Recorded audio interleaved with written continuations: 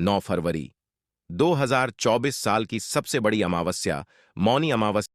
कैसे एक ही रात में आपकी किस्मत पलट जाएगी और आपको आपके सभी कष्टों और संकटों से मिल जाएगी मुक्ति। दोस्तों, ऐसा दुर्लभ और दिव्य संयोग करीब 400 वर्षों बाद पड़ने जा रहा है।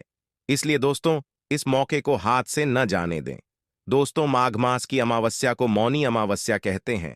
माघ मास में गोचर करते हुए भगवान सूर्यदेव जब चंद्रमा के साथ मकर राशि पर आसीन होते हैं, तो ज्योतिष शास्त्र में उस काल को मौनी अमावस्या कहा जाता है। हिंदू धर्म में मौनी अमावस्या का बहुत महत्व है। धार्मिक दृष्टि से यह तिथि बेहद महत्वपूर्ण मानी जाती है। शास्त्रों के अनुसार मौनी अमावस्या के दिन गंगा स्नान का विशेष महत्व बताया गया है। मौनी अमावस्या के दिन पीपल के पेड़ की तथा भगवान विष्णु की विधिपूर्वक पूजा करने से विशेष फल की प्राप्ति होती है। तो मौनी अमावस्या के दिन मौन रहकर स्नान और दान करने का विशेष महत्व माना गया है।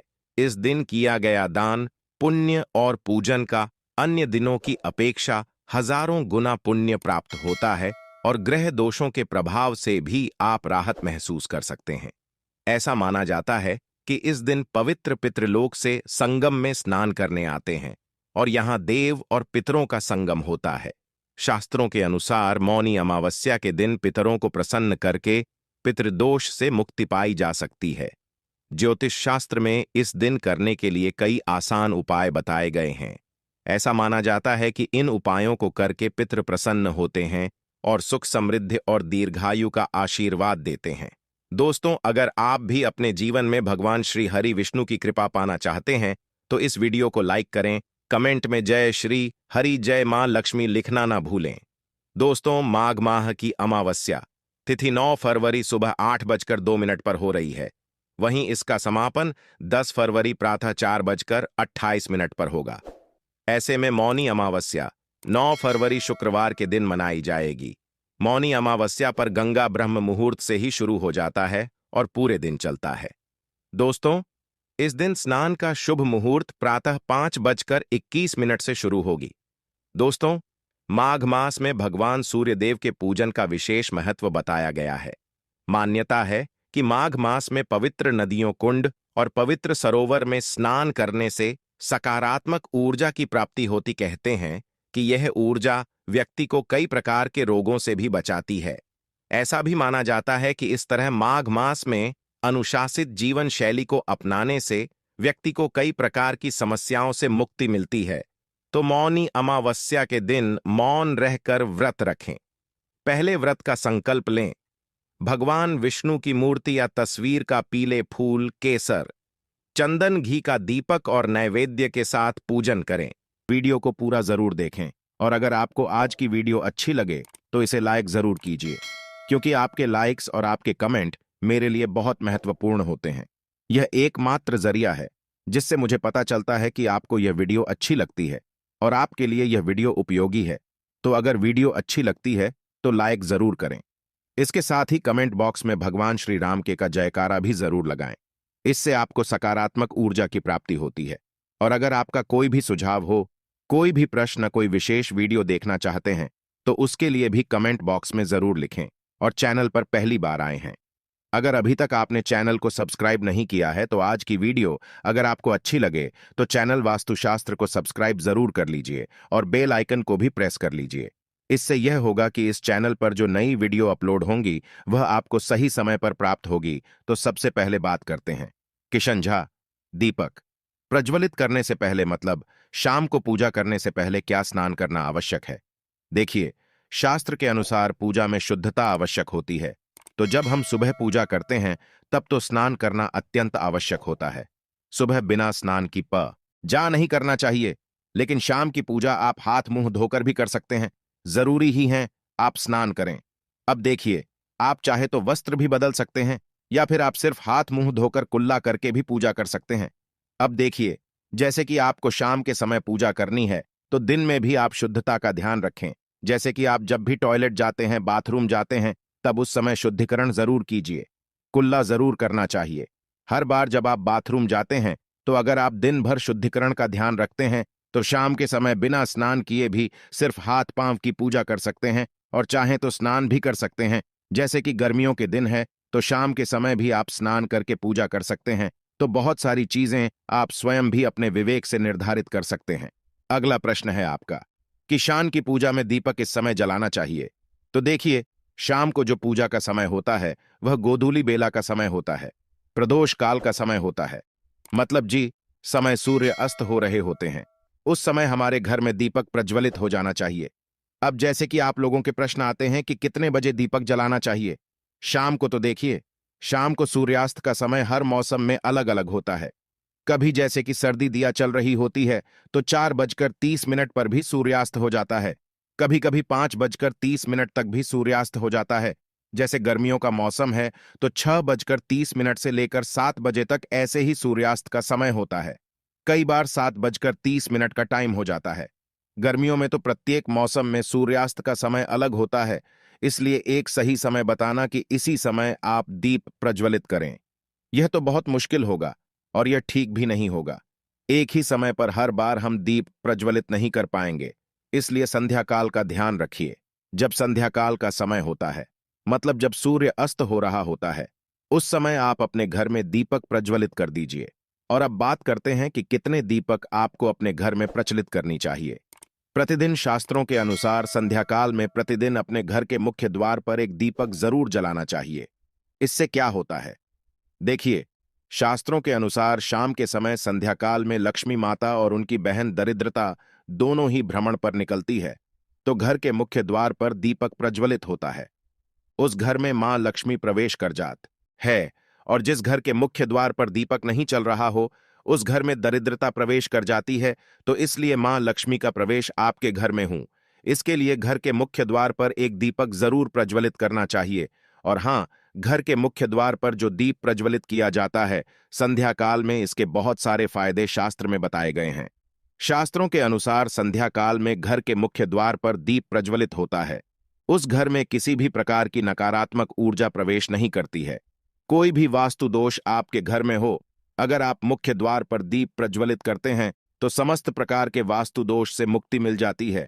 और अगर आपके घर में पितृदोष है, जिसकी वजह से परेशानियां आपके घर में बनी हुई है, तो घर के मुख्य द्वार पर जो हम दीप प्रज्वलित करते हैं, इससे घर का पितृदोष भी समाप्त हो जाता है। और इसके अलावा घर में किसी भी प्रकार की अशांति रहती हो, या फिर आपके घर में बीमारियां बहुत रहती हैं, कलर रहता है, आर्थिक तंगी रहती है, तो घर के मुख्य द्वार पर हम दीप प्रज्वलित करते हैं तो समस्त प्रकार की परेशानियों से, दुखों से आपको मुक्ति मिल जाती है। इसलिए घर के मुख्य द्वार पर दीप प्रज्वलित करना अत्यंत आवश्यक होता है। तो शास्त्रों के अनुसार घर के मुख्य द्वार पर एक दीपक अवश्य ही होना चाहिए। और बाद कई दूसरे दीपक की तो दूसरा दीपक आपको अपने घर की तुलसी के पास प्रज्वलित करना चाहिए। शास्त्रों के अनुसार अगर शाम के समय संध्या काल में तुलसी की जड़ के पास अंधेरा रहता है, ऐसे घर में दरिद्रता का स्थायी वास जा आता है। और जिन घरों में शाम के समय तुलसी के पास दीप प्रज्वलित किया जाता है, ऐसे घर में लक्ष्मी का वास होता है। श्री हरि विष्णु सहित महालक्ष्मी ऐसे घरों में वास करती है। तो प्रयास करना चाहिए कि शाम के समय तुलसी के पास एक दीपक अवश्य प्रज्वलित करें। बात करें अगले दीपक की, शाम के समय अपने घर के ईशान कोण में, मतलब जहां पर भी आपने अपने घर का मंदिर बनाया हुआ है, उसी स्थान पर घर के मंदिर में दीपक अवश्य प्रज्वलित कीजिए। 2-3 दीपक आपको प्रतिदिन जरूर प्रज्वलित करनी चाहिए।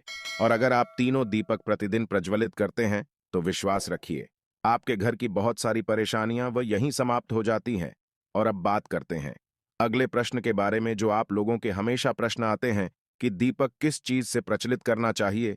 सरसों का तेल डाल सकते हैं या नहीं, या फिर तेल तेल अप्रयोग करना चाहिए, या फिर शुद्ध घी का, गाय के घी का, किस चीज से हम दीपक प्रज्वलित करें। तो देखिए, शास्त्रों के अनुसार सरसों के तेल का दीपक हर जगह प्रज्वलित नहीं करना चाहिए। सरसों का तेल कड़वा तेल कहा जाता है। इस तेल को हम प्रज्वलित करते हैं शनिदेव के लिए, शनिदेव के लिए। अगर आप दीप दान करते हैं शनिवार के दिन, तो आपको सरसों तेल का दीपक प्रज्वलित करना चाहिए। और आप चाहे तो जैसे कि पीपल का वृक्ष होता है, वहां पर भी सरसों के तेल का दीप प्रज्वलित कर सकते हैं। या फिर भैरव देवता होते हैं, उनके लिए भी तेल का दीपक प्रज्वलित किया जाता है। इसके अलावा कहीं पर भी सरसों तेल का दीप प्रज्वलित करने की बात शास्त्रों में नहीं कही गई है। शास्त्रों के अनुसार घर में ज्योति प्रज्वलित किया जाता है, या किसी भी देवता के निमित्त जो हम दीप प्रज्वलित करते हैं, उसने गाय का घी डालकर ही प्रज्वलित करना चाहिए। अब देखिए, ऐसे समय में जबकि गाय का शुद्ध भी नहीं मिल पाता है, तब हमें क्या करना चाहिए? तब आपको गाय के घी के नाम पर जो भी ही मिल जाता है या फिर शुद्ध भी मिल जाता है, उसका प्रयोग कर सकते हैं। या फिर आप चाहें तो तेल तेल का दीप प्रज्वलित कर सकते हैं।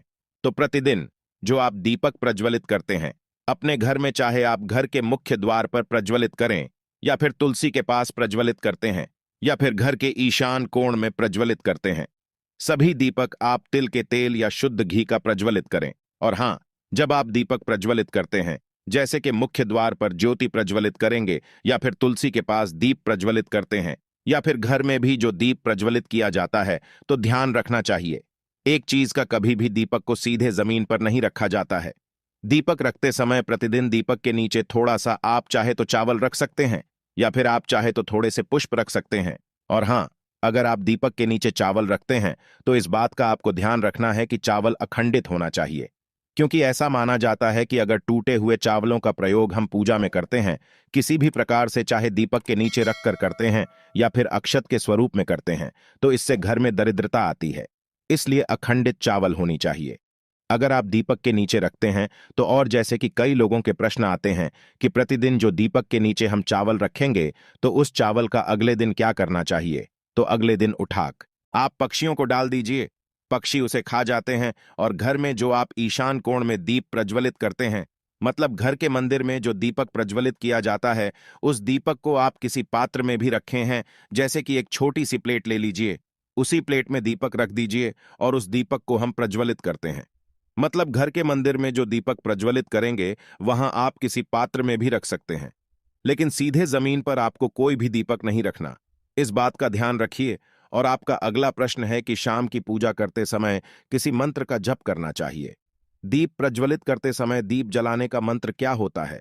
तो देखिए, दीप जलाने का मंत्र मैं आपको बता देता हूं। आप अगर जप सकते हैं तो जरूर जब यह, लेकिन अगर आपके मंत्र नहीं जप पाते हैं, तब भी शाम के समय जब आप दीपक प्रज्वलित करते हैं, उस समय आप किसी भी मंत्र का जप कर सकते हैं। जैसे कि आप चाहे तो माता रानी कृष्ण कन्हैया के किसी मंत्र का जप कर सकते हैं। आपके कोई इष्ट देवता हो तो उनके मंत्रों का भी जाप कर सकते हैं। दुर्गा चालीसा का, हनुमान चालीसा का पाठ करते हुए भी आप दीप प्रज्वलित कर सकते हैं। मगर देखिए, जरूरी नहीं है कि आप दीपक जलाने वाला मंत्र ही पढ़ेंगे। किसी भी मंत्र को पढ़कर आप दीप प्रज्वलित कर सकते हैं, संध्या वंदन कर सकते हैं, क्योंकि शास्त्रों में कहा गया है कि मौन रहकर कभी भी पूजा नहीं करनी चाहिए। जो भी शुभ कर्म होते हैं वह मंत्र उच्चारण के साथ ही संपूर्ण किए जाते हैं, इसलिए मंत्रोच्चारण आवश्यक है। कोई भी मंत्र जपते हुए आप पूजा कर सकते हैं, संध्या वंदन कर सकते हैं। ली दीपक जलाने का जो शास्त्रों के अनुसार मंत्र है, वह मैं आपको स्क्रीन पर भी दे दूंगा और पढ़कर बता देता हूं। मंत्र है शुभंकर होती कल्याण, हम आरोग्य धन संपदा, शत्रु बुद्धि विनाशाय गीत गाया, नमोस्तुते दीपों ज्योति पर, ब्रह्म दीप ज्योति जनार्दन दीपों, भारत में पापा संध्या दीपा नमोस्तुते का जब दीपक प्रज्वलित करते समय करने से कहा जाता है कि सभी प्रकार के पापों से मुक्ति मिल जाती है और दीप देवता जो होते हैं वह हमारे जीवन में प्रकाश करते हैं। तो बहुत आसान है, यह मंत्र अगर आप लोग नियमित पढ़ेंगे तो निश्चित ही आपको याद हो जाएगा और दीपक प्रज्वलित करते समय आप बिना देखे भी पढ़ पाएंगे। और अभी आप चाहें तो इसे किसी कागज पर लिख कर रख सकते हैं और घर के मंदिर में ही रख दीजिए जहां पर आपको दीपक प्रज्वलित करना है। तो जब आप दीप जलाएंगे तब आप इस मंत्र ओ देखकर पढ़ सकते हैं और कुछ दिनों में तो याद हो ही जाता है। तो यह है आज की वीडियो, जिसमें शाम की पूजा से संबंधित, शाम को दीपदान से संबंधित संपूर्ण जानकारी मैंने आपको शेयर की है। उम्मीद करता हूं वीडियो आपके लिए उपयोगी होगी। इसके अलावा भी अगर आपका कोई प्रश्न हो तो कमेंट बॉक्स में जरूर लिखें।